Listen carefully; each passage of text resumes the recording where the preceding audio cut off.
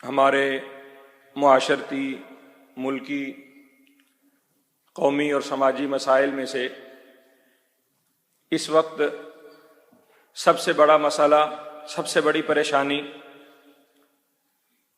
وہ مہنگائی، بے روزگاری، غربت، فاقہ کشی اور اس قسم کی باتیں ہیں۔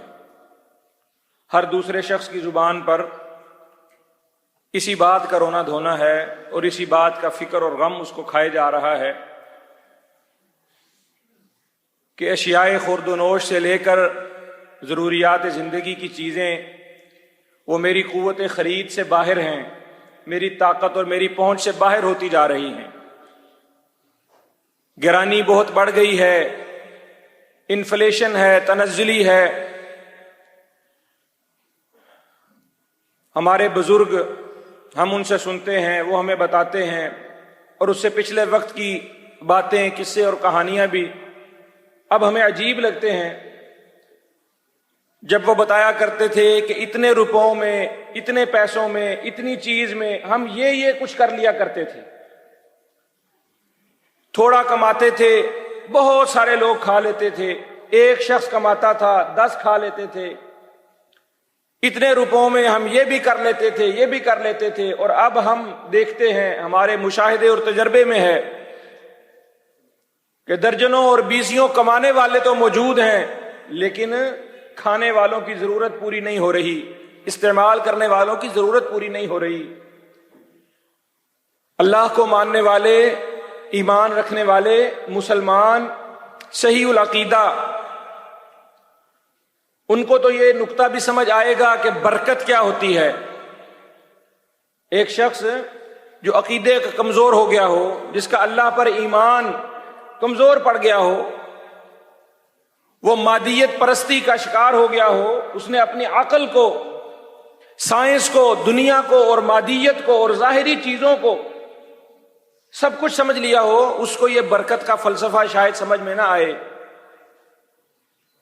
لیکن جس نے مسجد میں وقت گزارا ہے، قرآن کو پڑھا ہے، احادیث سے محبت رکھتا ہے، نبی کریم صلی اللہ علیہ وسلم کی سیرت کو سمجھتا ہے، ایمان لاتا ہے، اللہ پر اس کا یقین اور توکل ہے، وہ اس بات کو مانے گا کہ اللہ رب العالمین کائنات کا قادر مطلق ہے، وہ رزاق ہے۔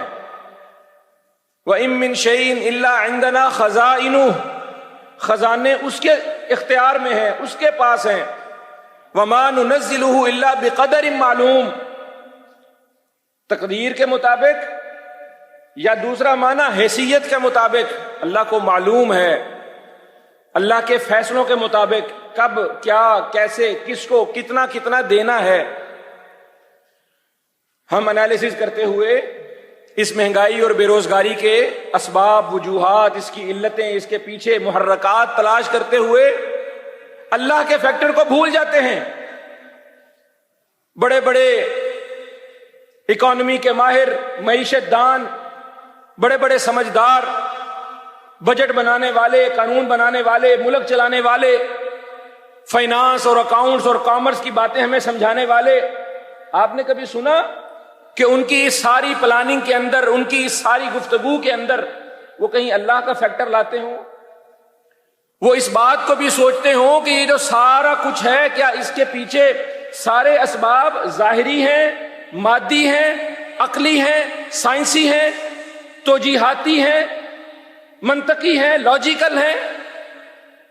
انہیں عقل کی بات سمجھ آتی ہے، 2 + 2 4 کی بات سمجھ آتی ہے، انہیں سائنس کا کلیہ، انہیں میتھمیٹکس کے فارمولے، انہیں دنیا کی بنائے ہوئے اصول اور قوانین سمجھ آتے ہیں، اور وہی ہمیں سمجھاتے ہیں اور وہی ہماری زبانوں پر چل رہے ہیں۔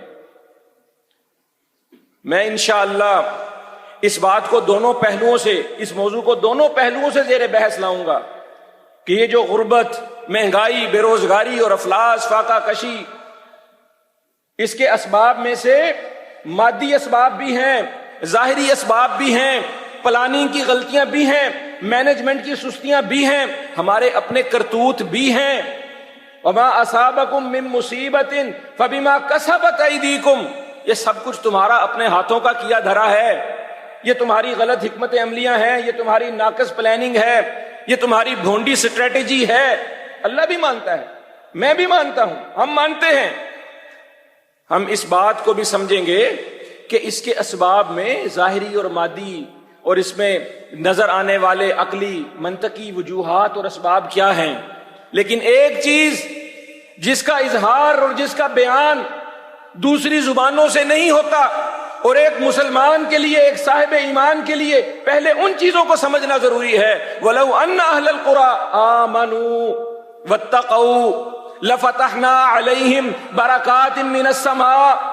سب کچھ گراؤنڈ ریالٹیز پر حل نہیں ہوگا. ہمیں دنیا کی حقیقتیں سمجھانے والوں, ہمیں سائنس کے پیچھے چلانے والوں, ہمیں دنیا کے رنگ دکھا کر خوف زدہ کرنے والوں اور فقر سے ڈرانے والوں, میڈیا پر بیٹھے ہوئے, ایوانوں میں بیٹھے ہوئے, اپوزیشن کے لوگ ہوں, وہ عام عوام ہو, کوئی بھی شخص امید کی بات کرنے پر تیار نہیں ہے. ہر شخص خوف میں ہے, خوف دلا رہا ہے, خوف میں مرا جا رہا ہے. سبب کیا ہے, پیچھے وجہ کیا ہے, اس کی طرف غور کرنا یہ اس مادیت پرستی کا کھیل ہے کہ ہمیں صرف اس بات میں لگا دیا زیادہ کماؤ زیادہ کھاؤ, مہنگائی ہو گئی ہے تو تم اپنی انکم بڑھاؤ. لا حول ولا قوت الا باللہ. کیا معنی اس بات کا؟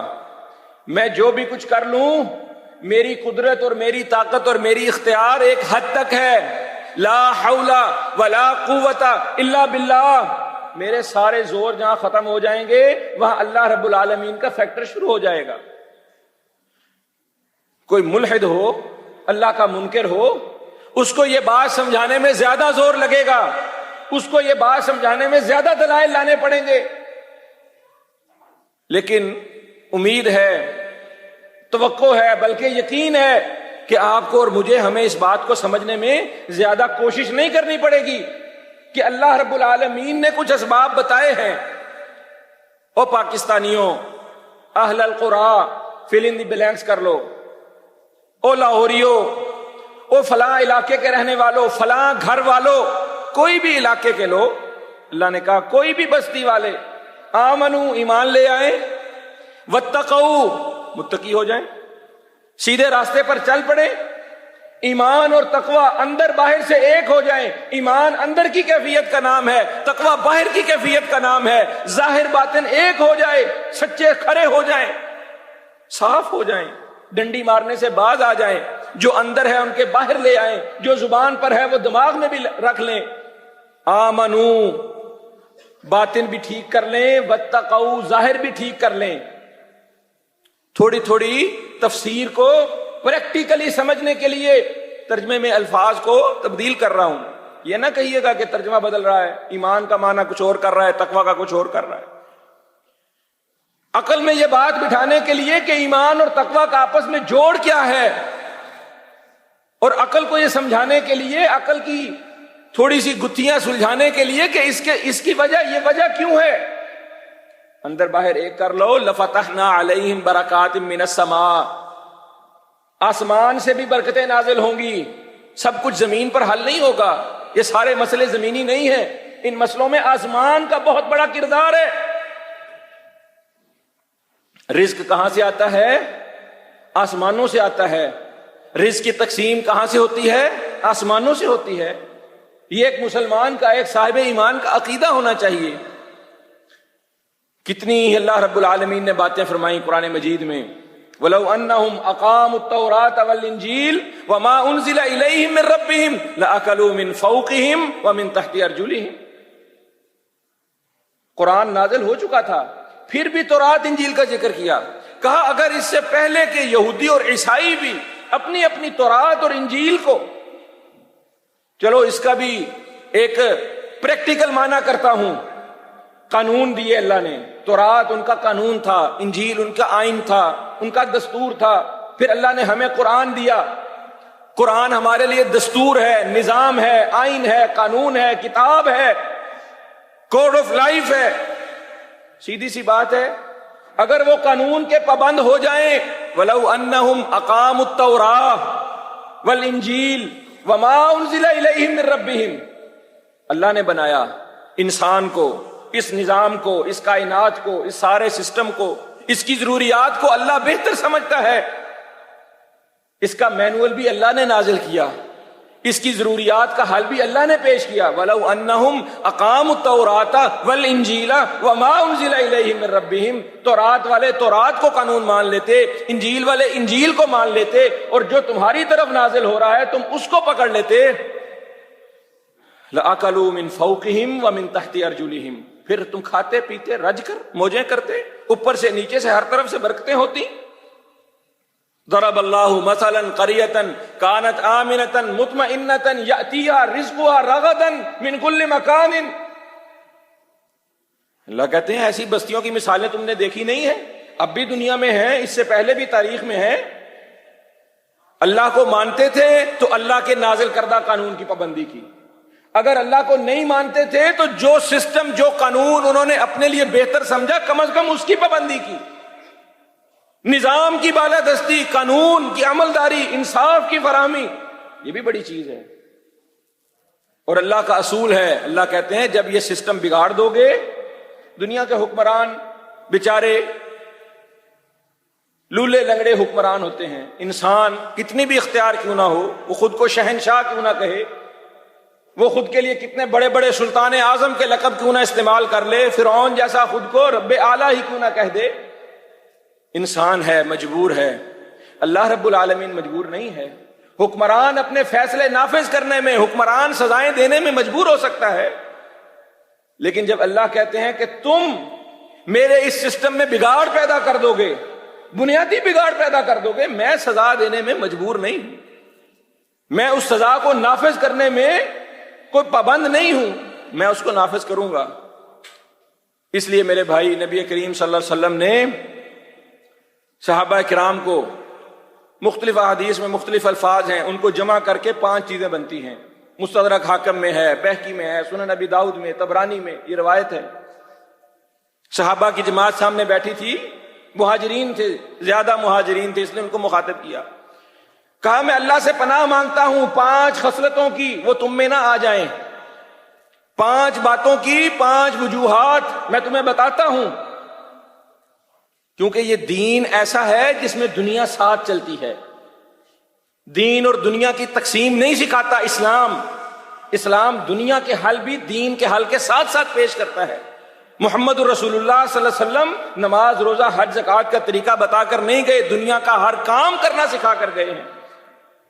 اس لیے فرمایا، او مہاجروں کی جماعت، او میرے صحابہ، 5 خصلتیں، 5 باتیں، 5 عادتیں میں اللہ سے تمہارے لیے ان کی پناہ مانگتا ہوں، تمہیں ڈراتا ہوں، دعا کرتا ہوں یہ تم میں نہ آ جائیں۔ جس قوم میں آ جائیں گی یہ اثرات، یہ حالات، یہ صورتحال بن جائے گی جو آج ہماری بنی ہوئی ہے، بعین ہی وہی تصویر ہے۔ بے حیائی اور فحاشی پھیل جائے، جس قوم میں بدکاری، زنا، بے حیائی اور فحاشی پھیل جائے گی، کیا ہوگا؟ بیماریاں عام ہو جائیں گی، ایسی ایسی بیماریاں آئیں گی جن کا نام تم سے پہلے لوگوں نے سنا نہ ہوگا۔ او بھائی میرے، یہ بے حیائی اور بدکاری یہ کسی ایک چیز کا نام نہیں ہے، بے پردگی کا نام بے حیائی نہیں ہے، لچر پنے کا نام بے حیائی نہیں ہے، یہ ایک پورا کلچر ہوتا ہے۔ یہ اپنے ساتھ بہت ساری برائیاں لے کر آتا ہے، یہ اپنے ساتھ شراب لے کر آتا ہے، یہ اپنے ساتھ نشے کی لت لے کر آتا ہے، یہ اپنے ساتھ فیشن لے کر آتا ہے، یہ اپنے ساتھ فضول خرچی لے کر آتا ہے، یہ اپنے ساتھ تکبر لے کر آتا ہے، نمود و نمائش لے کر آتا ہے، مقابلے بازیاں لے کر آتا ہے، مسابقے لے کر آتا ہے، نیچا دکھانے کی خواہشیں لے کر آتا ہے، حسن و جمال، ایک دوسرے کو دکھانا، ایک دوسرے سے بڑا بن بن کر دکھانا، پھر اس بے حیائی کی لت میں جب پڑ جائے، پھر اس بے حیائی پر اپنے ضمیر کو مطمئن کرنے کے لیے نشے میں اور بد عادات میں پڑ جانا، یہ بے حیائی کا ایک کلچر ہوتا ہے، یہ ایک لفظ نہیں ہے۔ جب یہ کلچر آ جائے گا تو لا محالہ عقل بھی مانتی ہے، دین بھی بتا رہا ہے، دنیا کے سارے ماڈرن، دنیا کے سارے ترقی یافتہ، سائنس کے ماننے والے، اپنے اپنے لیے اپنے بنائے ہوئے نظام وضع کرنے والے، انہوں نے بھی اس کے اوپر اصول بنائے، قانون بنائے، سخت سے سخت سزائیں منشیات پر رکھی، سخت سے سخت سزائیں اس کلچر پر رکھی جو کلچر اس طرف لے کر جاتا ہے۔ ہمارے لیے وہ سازشیں کرتے ہیں، ہمیں کہتے ہیں بے حیائی کو پروموٹ کرو، بدکاری کو عام کرو، ایسے ایسے قوانین بناؤ، ان کو تحفظ دو، ان کو برا بلا نہ کہو۔ ہم جنس پرستوں کے بارے میں بل پیش ہو گیا، ہماری اسمبلی میں بل پیش ہو گیا، شکر ہے پاس نہیں ہوا، اس پر اعتراض لگ گیا، لیکن بل پیش تو ہو گیا، سامنے تو لے آئے کہ بھائی یہ تحفظات دو، مرد مرد کے ساتھ بدکاری کرنا چاہے، عورت عورت کے ساتھ کرنا چاہے، کوئی فلاں یہ کرنا چاہے، فلاں یہ کرنا چاہے، ہمارے اوپر ان بدماشوں کی، دنیا کے جگوں کی، ان کی یہ شرطیں ہیں، ان کی یہ ہمارے اوپر زبردستیاں ہیں۔ پھر جب اس سے بیماریاں آتی ہیں، جب اس سے دوسری آفات آتی ہیں، نئی نئی بیماریاں ہیں، لا علاج بیماریاں ہیں۔ پہلے بیماریوں کا نام بدل جاتا تھا، اب نام بھی نہیں بدل رہے، اب کہتے ہیں کرونا ہے، اس کا دوسرا ورژن آ گیا ہے، دوسری ویو آ گئی ہے، تیسری آ گئی ہے، پھر ڈینگی آ گیا ہے۔ یہ بیماریاں ہم سے پہلے لوگوں نے نہیں سنی تھیں، یہ ہم سے پہلے لوگوں میں نہیں تھیں، کیوں کہ ان کا یہ کلچر بھی نہیں تھا، ان کے کلچر میں موڈسٹی تھی، ان کے کلچر میں ایک حیا تھی، ایک شرم تھی، ایک عار تھی، ایک پردہ تھا، تکلف سے پاک تھے، تصنع سے پاک تھے، ریا سے پاک تھے، مقابلے بازی سے پاک تھے۔ جب بے حیائی آ جائے، پہلی بات یہ ہوگا، ایسے ایسی بیماریاں علاج کرانے کے پیسے نہیں ہوں گے۔ بجٹ کسی بندے کا آؤٹ کہاں ہوتا ہے؟ غریب بندہ ہر چیز سے سٹیپ بیک کر جائے گا، بچے کو اچھے سکول میں داخل کرانا ہے، بیٹا فیس نہیں دے سکتا، اس سکول میں داخل نہیں کرا سکتا۔ فلاں جگہ کا کھانا کھانا ہے، بیٹا ہماری اختیار، ہماری اوقات نہیں ہے اتنا مہنگا کھانا کھانے کی، ہم نہیں کھا سکتے۔ فلاں جگہ سیر پر جانا ہے، فلاں کپڑا پہننا ہے، فلاں کام کرنا ہے، اتنا بڑا گھر لینا ہے، اتنی بڑی گاڑی لینی ہے، ہر چیز سے آپ اپنا بجٹ سیو کر سکتے ہیں، یہ ابھی میرے اختیار میں نہیں ہے۔ لیکن جب بیماری آ جائے، علاج کروانا ہو، آپ کا سارا بجٹ آؤٹ ہو جاتا ہے۔ سب سے بڑی غربت کی سبب بیماری، سب سے بڑی بے روزگاری کا سبب، آپ کے بجٹ کی خرابی کا سبب، جب بیمار ہو جائے گھر میں کوئی، آپ ہر چیز سے اس کو روک لیں گے، بیماری سے، علاج کرانے سے آپ نہیں رک سکتے، زندگی موت کا مسئلہ ہے۔ جب یہ صورتحال پیدا ہو جائے گی بے حیائی والی، اور یہ کلچر پروان چڑھ جائے گا، تو عذاب الہی کے طور پر بھی اور منطقی نتیجے کے طور پر بھی، یہ فطرت کا اصول ہے کہ جب یہ سب کچھ ہو جائے گا تو ایسی ایسی بیماریاں آئیں گی کہ علاج پر کروڑوں روپیہ لگے گا، ایسی ایسی بیماریاں تم کہو گے یہاں تو علاج ہو نہیں سکتا، اس کے لیے تو باہر جانا پڑے گا۔ دوسری بات، زکوٰۃ نہیں دو گے، اور کچھ روایات میں اس کے ساتھ سود کا بھی اضافہ ہے، سود پر لین دین شروع کر دو گے، زکوٰۃ کو روک لو گے، اور اس کے 3 نتیجے بتائے، تینوں ایک بھی ہیں اور تینوں کو الگ الگ بھی بیان کیا۔ کہا بارش رک جائے گی، لولا البہائم لم تمطروا، پرندے نہ ہوتے، جانور نہ ہوتے تو اللہ بارشیں بھی نہ برساتا۔ یہ جو زکوٰۃ دینے سے روک لو گے اور سود کھانا شروع کر دو گے، یعنی پیسہ کچھ لوگوں کے پاس رک جائے گا اور کچھ لوگوں سے روک لیا جائے گا۔ سود کا کلچر کیا ہے؟ یہ کیپٹلزم کا کلچر کیا ہے؟ ایک طرف روٹی کو رو رہا ہے اور ایک طرف گاڑی کو رو رہا ہے۔ آدھے لوگوں کا، بلکہ زیادہ لوگوں کا مسئلہ کیا ہے؟ 2 وقت کی روٹی نہیں پوری ہو رہی، اور ایک بہت بڑے طبقے کا مسئلہ کیا ہے؟ میری گاڑی کی ڈلیوری 6 مہینے میں ہو رہی ہے۔ کیوں؟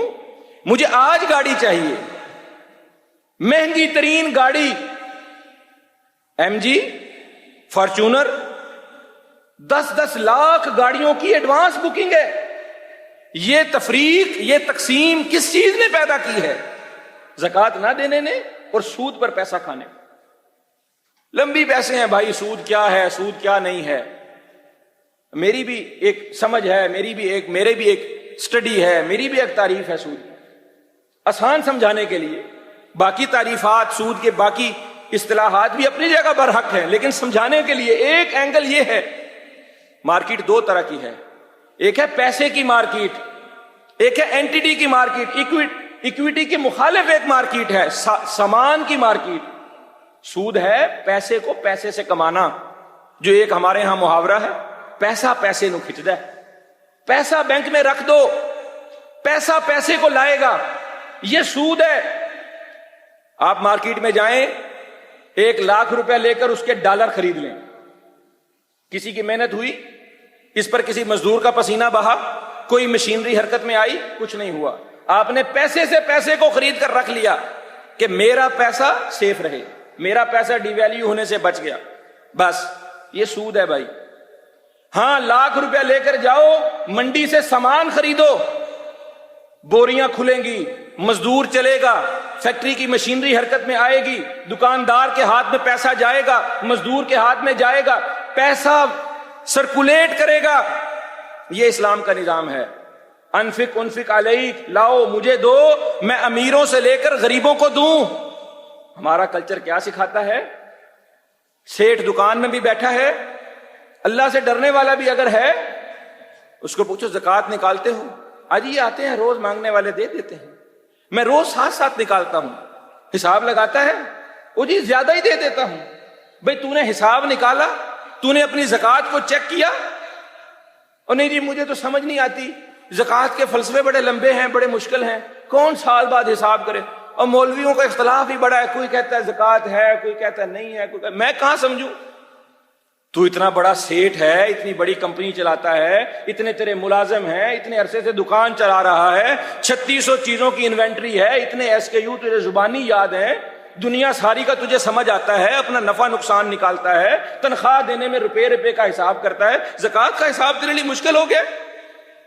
اپنی زکوٰۃ خود کھا رہا ہے, میں اس کو زکوٰۃ دینے جاؤں تو مجھے شرم نہیں آتی, مجھے دیتا ہے. کسی کو زکوٰۃ دو, اس کو کہو بھائی یہ زکوٰۃ کا پیسہ لے لو, اسی تانوں فقیر لگنے, مسکین لگنے. اپنی زکوٰۃ خود کھا رہا ہے, اپنی زکوٰۃ اپنے لیے حلال کی ہوئی ہے, حساب نہیں کرتا, اپنی زکوٰۃ خود کھا رہا ہے, دیتا نہیں ہے. یہ زکوٰۃ نہ دینا, سود پر کام کرنا, کیا نتیجہ؟ بارشیں اللہ روک لے گا, زمین اناج اگانا بند کر دے گی, اور تیسرا سبب ظالم حکمران مسلط کرے گا اللہ. یہ ہے کہ نہیں؟ بارشیں رکی پڑی ہیں, سموگ ہے, 3 دن سکول بند کر دو, یہ حل ہے؟ تمہیں یہ سمجھ آئی؟ اتنے انٹلیکچوئل تم بیٹھے ہو, بدھوؤں کی فوج. اور بھائی یہاں آپ کو ایک اور بات سمجھاؤں. وہ پکڑا روس نے ایک بندہ امریکہ کا ایجنسی کا, CIA کا, جس کا کام ہی تھا کہ روس کو جنگ ہے, سرد جنگ ہے آپس میں, اس کا کام تھا کہ روس کو ناکام کرنا ہے, روس کو خراب کرنا ہے, روس کے معاملات بگاڑنے. 90 سال کی عمر میں اس کو کہا بھائی اللہ کے بندے, تم ہمیں یہ بتا تو نے ہمارے بارے میں کیا کیا, تو نے کیا پلاننگ کی, کیا چکر چلائے, تو نے کیا راز کھولے, کیا تو نے ہمارے لیے, کیا تو نے پاپڑ بیلے, کون سے گڑے کھودے؟ کچھ نہیں, میرا کام صرف ایک تھا, میری ٹیم کا, میرے ڈپارٹمنٹ کا, ہمارا کام صرف ایک تھا, تمہاری ہر کی پوسٹ کے اوپر نااہل بندہ بٹھا دینا, نکما بندہ بٹھا دینا. یہ اللہ کا عذاب بھی ہے, اور یہ سمجھ آنے والی ایک فطرت کا قانون بھی ہے کہ تم IMF سے پیسہ لے رہے ہو, تم ان کے قرض میں پکڑے ہوئے ہو. سڑک خراب ہے ایک بندے کی, پانی وہاں کھڑا ہے, میں وہاں جاتا ہوں, میں کہتا ہوں بھائی جان آپ کی سڑک خراب ہے, بنوا دوں؟ جی ضرور بنوا دیں. جی ٹھیک ہے, یہ پیسے رکھیے, اتنے کر کے مجھے لوٹا دیجیے گا. جی بہت شکریہ, سڑک تو بن گئی, میں آپ کے پیسے دیتا ہوں. اگلی دفعہ جاؤں گا, بھائی جان آپ کی لائٹ خراب ہے, ہاں جی خراب ہے, میں لگوا دیتا ہوں. یہ اتنے کی لگ رہی ہے, اتنے پیسے آپ نے مجھے دینے ہیں. لائٹ بھی میں نے لگوائی, سڑک بھی میں نے بنوائی, اس کا اور کوئی مسئلہ ہے وہ بھی میں نے حل کرایا. اب میں جا کے اس کو کہتا ہوں یہاں اس سڑک پر میں ایک سائن بورڈ لگاؤں گا جس پر ننگی عورت ہوگی. لا حول ولا قوت الا باللہ. بھائی جان ایسے کیسے لگواتا ہے کہ نہیں لگواتا؟ سڑک پٹواؤں تیری, دوبارہ لٹیں بند کراؤں تیری؟ اچھا ٹھیک ہے, کوئی بات نہیں, آپ سائن بورڈ لگا لیں, سڑک نہ اکھاڑیں. جب قرض پر, سود پر دنیا ساری سے پیسہ کھا لو گے, 90s تک ہم نے 1 ارب روپیہ دینا تھا دنیا کا صرف. اور یہ کیا چکر چلا ہے کہ ہم نے 100 ارب سے زیادہ روپیہ دینا ہے دنیا کا. آج وہ ہماری گچی پر, ہماری گردن پر انگوٹھا رکھ کے کہتے ہیں یہ کرو. ہم کہتے ہیں مائی باپ تھوڑا خیال کرو, ہم نے کچھ ترقی کے کام بھی کروانے ہیں, ہم نے کچھ ڈیولپمنٹ بھی کرنی ہے, کچھ پیسہ دو, ووٹ لینا بھائی, کچھ تھوڑے سے پیسے تو دو. 4 سال گزر گئے ہیں, 5واں سال اگلے سال ووٹ نہیں لینے, پھر ہم سے کام نہیں کروانے. اتنے حکمران اربوں پتی ہیں, اربوں پتی. کوئی ایسا حکمران نہیں جو کروڑ پتی ہو آپ کے جتنے, الا ماشاءاللہ اربوں پتی ہیں. بتاؤ کسی ایک کی جیب سے مسجد بنی ہے؟ نواز شریف سے، شہباز شریف سے، عمران خان نے شوکت خانم بنایا، سیاست میں آنے سے پہلے کا بنا رکھا ہے۔ پوچھو ان سارے حکمرانوں سے، 1000 سے اوپر، ان سے پوچھو ان میں سے کسی نے اپنے محلے میں اپنے نام سے، اپنی ذات کے جیب خرچ سے، اپنے پیسے سے سکول بنوایا؟ اس نے اپنے پیسے سے گلی پکی کروائی ہے؟ کروڑوں روپیہ خرچ کر کے اسمبلی میں جا کے بیٹھتا ہے اس امید پر قرضہ باہر سے لوں گا، ٹیکس ان سے لوں گا، دونوں کو نچوڑوں گا، سود کھاؤں گا، سود پر لگاؤں گا، اپنی زکات روک لوں گا، پیسہ میرے پاس رہے گا، غریب بھوک سے مر جائے گا۔ یہ سبب ہے میرے بھائی۔ اللہ رب العالمین سمجھنے کی توفیق عطا۔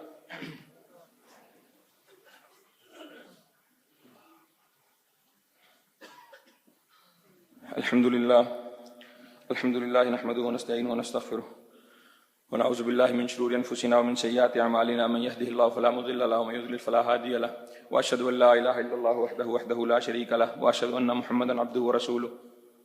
یہ کچھ اسباب جو اس ساری مہنگائی، بے روزگاری کے آسمانی، روحانی اور باطنی ہیں، غیبی ہیں، ابھی ہم ان کا ذکر کر رہے ہیں۔ کچھ اسباب میں نے بیان کیے، کچھ اور باقی ہیں، اس کے بعد ہم انشاءاللہ مادی اسباب کی طرف بھی آئیں گے۔ ایک بہت ضروری بات اس صورتحال کے حوالے سے جو نبی کریم صلی اللہ علیہ وسلم کی سیرت سے سمجھنے کی ہے۔ آپ صلی اللہ علیہ وسلم کے پاس حضرت عدی بیٹھے تھے، ایک شخص آیا، اس نے شکایت کی ڈاکے چوریاں ہیں، بدامنی ہے، ساتھ شکایت کی فاقہ ہے، بے روزگاری ہے۔ آپ صلی اللہ علیہ وسلم پلاننگ تو کر ہی رہے تھے، آپ صلی اللہ علیہ وسلم بہترین حکمران تھے، یہ بات ہم نے پہلے بھی جمعوں میں سمجھی ہے، آئندہ بھی اس بات کو ہم انشاءاللہ مزید وضاحت سے بیان کریں گے کہ آپ صلی اللہ علیہ وسلم کی حکمت عملی اس پورے معاشرے کو آپ نے 20 سال کے اندر جیسے بدلا۔ وہ کیا اسٹریٹجیز تھیں، کیا حکمت عملی تھی، اس بات کو ہم سمجھیں گے۔ اس میں ایک ضروری چیز کیا ہے جو ہمارے سمجھنے کی ہے کہ آپ صلی اللہ علیہ وسلم لوگوں کو نا امید اور مایوس نہیں کرتے تھے، لوگوں کو خوف نہیں دلاتے تھے۔ حضرت عدی کو کہا، بندہ آیا ہے، بدامنی کی شکایت کر رہا ہے، بے روزگاری کی شکایت کر رہا ہے، فقر و فاقہ کی شکایت کر رہا ہے۔ کہا عدی تیرا کیا خیال ہے، تو نے ہیرا دیکھا ہے؟ ہیرا شہر دیکھا ہے؟ کہا اللہ کے نبی دیکھا تو نہیں، سنا ہے۔ کہا عدی ایک وقت آئے گا جب ہیرا سے ایک عورت چلے گی، سینکڑوں نہیں ہزاروں میل کا سفر ہے، وہاں سے ایک عورت اکیلی چلے گی، سونے سے لدی ہوئی، ساز و سامان سے لدی ہوئی، اللہ کے گھر کا طواف کرے گی اور سوائے اللہ کے اس کو کسی اور کا خوف نہیں ہوگا۔ عدی کہتے ہیں میں نے دل میں سوچا وہ طے قبیلے کے جو بدماش ہیں وہ اس کا مال کیسے چھوڑیں گے؟ پھر آپ صلی اللہ علیہ وسلم نے فرمایا کہ تو دیکھے گا کہ کیسر روم کے بادشاہ ہرقل کے خزانے، کسرا بن ہرمز ایران کے بادشاہ کے خزانے یہاں اس سرزمین پر لائے جائیں گے۔ عدی کہتے ہیں میں نے دل میں سوچا کیسر اور کسرا ان کے خزانے یہاں کیسے آئیں گے، اتنے بڑے بڑے لوگ؟ پھر اللہ کے نبی صلی اللہ علیہ وسلم نے فرمایا تو دیکھے گا اس مدینہ میں لوگ دینے کے لیے نکلیں گے، لینے والا کوئی نہیں ہوگا، لوگ کہیں گے زکوٰۃ لے لو، پیسے لے لو، لینے والا کوئی نہیں ہوگا۔ حضرت عدی کہتے ہیں میں نے اپنی زندگی میں 2 باتیں تو دیکھ لیں، ایک خاتون کو بھی میں نے دیکھا کہ وہ ہیرا سے آئی اکیلی اور اس نے کعبۃ اللہ کا طواف کیا، اپنے سامان کے ساتھ آئی، سامان کے ساتھ پرامن واپس چلی گئی۔ میں نے کیسر کے خزانے بھی مدینہ میں تقسیم ہوتے دیکھ لیے، میں نے کسرا کے خزانے بھی۔ تیسری چیز میں نے اپنی زندگی میں نہیں دیکھی لیکن یہ بھی انشاءاللہ پوری ہو جائے گی۔ اس بات سے ثابت کیا کرنا ہے کہ آپ صلی اللہ علیہ وسلم نے اتنے مشکل حالات کے اندر بھی نا امیدی، مایوسی نہیں پھیلائی۔ نا امیدی کفر ہے، یہ ناشکری ہے، یہ فقر کی خوف یہ شیطان دلاتا ہے۔ شیطان یعدکم الفقر۔ حالات بہتر ہو جائیں گے انشاءاللہ، بہتر ہو جائیں گے اگر ہم اسباب ختم کر دیں، اگر ہم جن باتوں پر غور کر رہے ہیں، حکمرانوں سے لے کر عوام تک قصور حکمرانوں کا بھی ہے، ہم ان کو زیادہ کوس نہیں سکتے، ان تک ہماری پہنچ نہیں ہے۔ جو کام ہم کر سکتے ہیں ہم نے اس پر غور کرنا ہے۔ آپ دیکھ لیں جو بندہ بھی معاشرے میں کوئی کام کر رہا ہوگا نا، وہ کوسنے تانے میں نے دینے والا نہیں ہوگا، وہ کام کر رہا ہے، وہ اپنے حصے کا کام کر رہا ہے۔ میں اس مسجد کی سطح پر بہتری لا سکتا ہوں، میں اپنا کام کر رہا ہوں۔ میں معاشرے کی سطح پر، میں اپنی فیکٹری کی سطح پر جہاں کہیں بھی اپنے حصے کا چراغ جلا رہا ہوں۔ میں سسٹم کو نہیں کوس رہا، میں حکمرانوں کو نہیں کوس رہا، میں حالات کا رونا نہیں رو رہا۔ حالات کا رونا وہی روئے گا، تانے وہی دے گا جو خود کچھ نہیں کر رہا۔ بھائی اپنے حصے کی شمع جلاؤ، اپنے حصے کا دیا جلاؤ، اپنے آپ کو دیکھو، اپنے مسئلوں کا حل سوچو، ان اسباب کو ختم کرو جو میرے گھر میں بے برکتی کا سبب ہے۔ ایک گھر صحیح ہوگا، معاشرہ صحیح ہوگا، معاشرہ صحیح ہوگا، ملک صحیح ہو جائے گا، اللہ تعالی ہمارے حالات بہتر کر دے گا۔ ربنا تقبل منا انک انت السمیع العلیم وتب علینا انک انت التواب الرحیم۔ سبحان ربک رب العزۃ عما یصفون وسلام علی المرسلین والحمد للہ رب العالمین۔